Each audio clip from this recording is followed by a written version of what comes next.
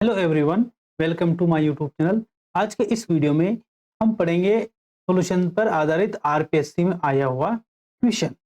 उसको हम सोल्व करेंगे और सोल्व करने के बाद आपको महसूस होगा कि कितने सिंपल क्वेश्चन आते हैं जिनको आसानी से हम सोल्व कर सकते हैं। देखिए क्वेश्चन क्या है जो आपके आरपीएससी में आया हुआ है। वो है 36 ग्राम ग्लूकोज को 2 किलोग्राम जल में घोलकर विलयन बनाया गया। इस विलयन का क्वथनांक ज्ञात कीजिए। हमारे पास केबी गिवन है। केबी क्या होता है? मोलल उन्नयन स्थिरांक। अगर गिवन नहीं हो तो भी आपको वाटर के लिए याद होना चाहिए कितना मान होता है इसका। 0.52 केल्विन इंटू किलोग्राम पर मोल। सबसे पहले क्वेश्चन को सोल्व करने से पहले आप उसमें देख लीजिए गिवन क्या है और पूछ क्या रहा है। तो गिवन है हमारे पास, एक तो है हमारे पास जो ग्लूकोज क्या है यहाँ पर सोल्यूट और वाटर है सोलवेंट।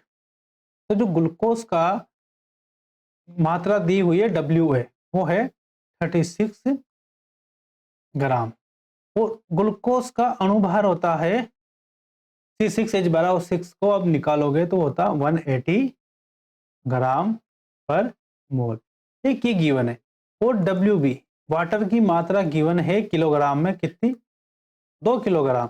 हाँ तो आप किलोग्राम में रहने दीजिए या इसको ग्राम में बदल लीजिए तो 2000 ग्राम हो जाएगी। क्लियर। और पूछ रहा है हमारे पास ये टी बी का मान जो विलयन बना है ग्लूकोज घोलने के बाद उसका क्वथनांक कितना होगा। वाटर का क्वथनांक हम जानते हैं कितना होता है 100 डिग्री सेंटीग्रेड और विलयन बनाने के बाद उसके क्वथनांक में कितनी वृद्धि हो गई। तो हम जानते हैं क्वथनांक में उन्नयन उसकी मोलेलिटी के क्या होता है समानुपाती। जब भी हम समानुपाती का साइन हटाएंगे तो यहाँ आएगा कांस्टेंट कोई ना कोई, यहाँ पर आया केबी और एम। हम जानते हैं मोलेलिटी क्या होती है, 1 किलोग्राम विलायक में विलेय पदार्थ के मोलों की संख्या। तो डब्ल्यू बी इसमें किलोग्राम में। क्लियर। अब हम ये भी जानते हैं कि के बी डॉट एन क्या होता है, मोल कैसे निकालते, ग्राम भार बटा अणुभार। तो ये हो गया हमारे पास W A upon M A into 1 upon W B. Clear. मान को पुट कर देते हैं तो 0.52 इंटू डब्ल्यू कितना है 36 अपॉन एम 180 इंटू 1/2 किलोग्राम कितना 2 किलोग्राम। अगर ग्राम में वैल्यू पुट करते तब मल्टीप्लाई बाई 1000 करना पड़ता। क्लियर। तो इसको सोल्व करते हैं तो देखिए 2 बार ये कट हो गया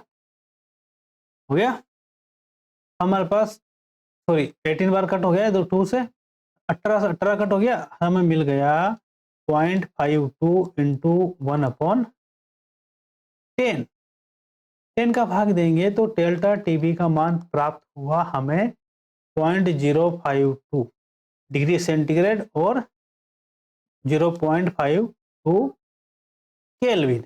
देखो ये चीज ध्यान रखने योग्य है कि मान जो डिफरेंस है टेम्परेचर में डिफरेंस चाहे केल्विन में आए चाहे डिग्री सेल्सियस में आए इक्वली रहेगा, कोई अंतर नहीं आएगा, उसमें जोड़ मत दीजिएगा आप। अब इसने पूछा है हमसे, क्या पूछा है,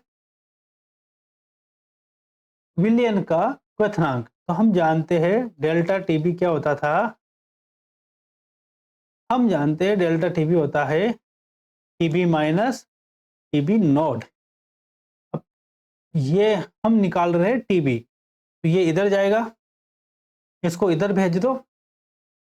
मतलब क्या है कि इसको इधर भेजकर इसको इधर भेज दो तो हमें पता है टीबी इज इक्वल टू हो जाएगा TB node plus delta TB.